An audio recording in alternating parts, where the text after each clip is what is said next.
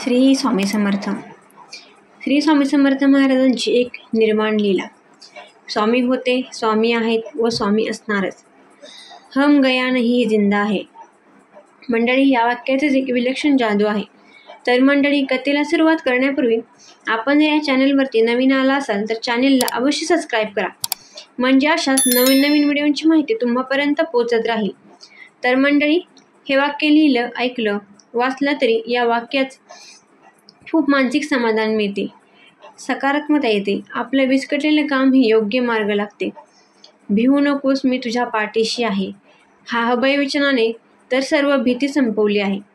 वाईट गोष्टी, संकटाशी बिनधिक्त तलवार घेऊन लढा. या युद्धात पूर्वकर्माने तुमच्यावरही वार होतील.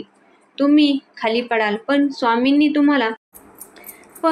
तुम्हाला पुन्हा उठवतील, लढण्याची ताकद देतील. शेवटी विजय तुमचाच आहे. स्वामींनी निर्वाणाच्या आधीच भक्तांना संकेत द्यायला सुरुवात केली. आपण साऱ्या वस्तू एका भक्तांकडून मागून घेतल्या. त्यात त्यांचे कमंडलू, खडावा या सर्व गोष्टी होत्या. या सर्वांना वाटून टाकल्या. त्यावेळी सर्वांना आश्चर्य वाटले. बावडेकर नामक भक्ताने त्यांना सांगितले की महाराज, काहीतरी आपल्या जवळ ठेवा. स्वामी म्हणाले, अरे वेड्या, ही लंगोटी पण माझी नाही. मला काय रे करायच्यात या वस्तू. कोल्हापूरचे वामनराव कोल्हटकर स्वामींचे भक्त. स्वामी त्यांना लाडाने वामने अशी हाक मारत. त्यांच्या मनात होते की स्वामींना आपल्या घरी नेऊन जेवायला भोजन घालावे, अशी खूप त्यांची इच्छा होती. पण स्वामींचे वय आणि प्रकृती बघता ते स्वामींना काही बोलले नाहीत.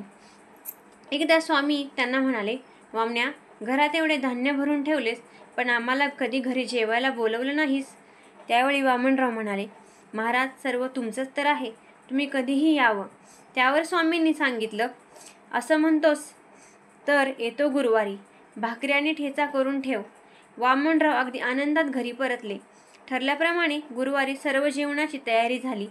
भाकरी, ठेचा, वांग्याचं भरीत हे दाम्पत्य स्वामींची वाट पाहत होते. स्वामी आले, पण ते एकटेच होते. त्यांच्याबरोबर त्यांचा भक्ती परिवार नव्हता. वामनरावांनी स्वामींचे खूप मनापासून स्वागत केले आणि विचारले, तुम्ही एकटेच आलात, कोणाला बरोबर नाही आणलं? त्यावेळी स्वामी म्हणाले, तुला कशाला हव्यात नसत्या चौकशा?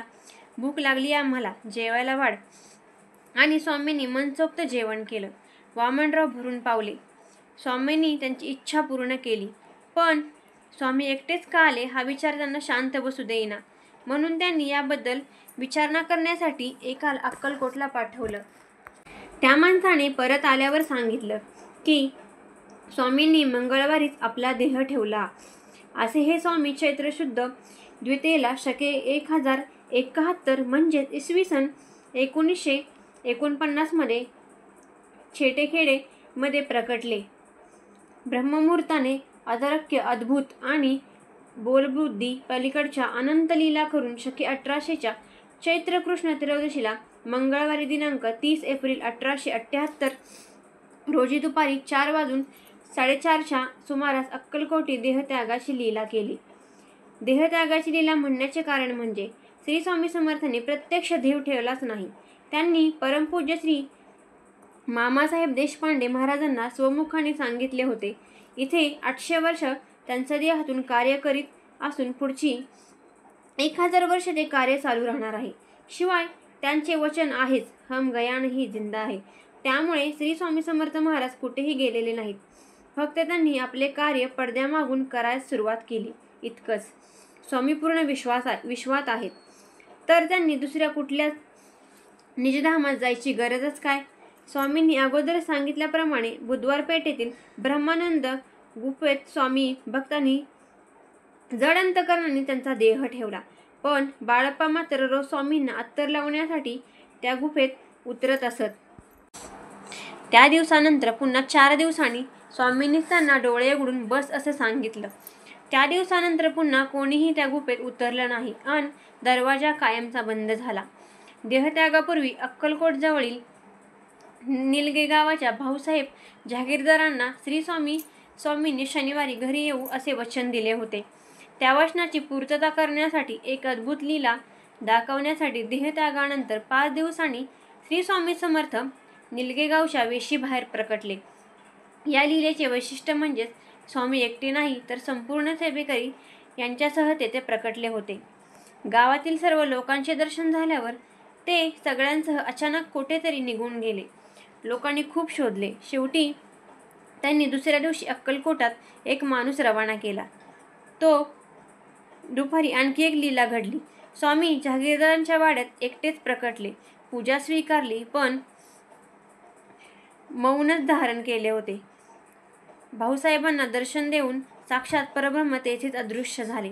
इकडे तो माणूस अक्कलकोटाहून स्वामींच्या झालेल्या मंगळवारची समाधीची वार्ता घेऊन परतला. निलगे गावच्या भक्तांना या अतर्क्य लीलेचे आश्चर्य वाटून स्वामी प्रेमाने भरून आले.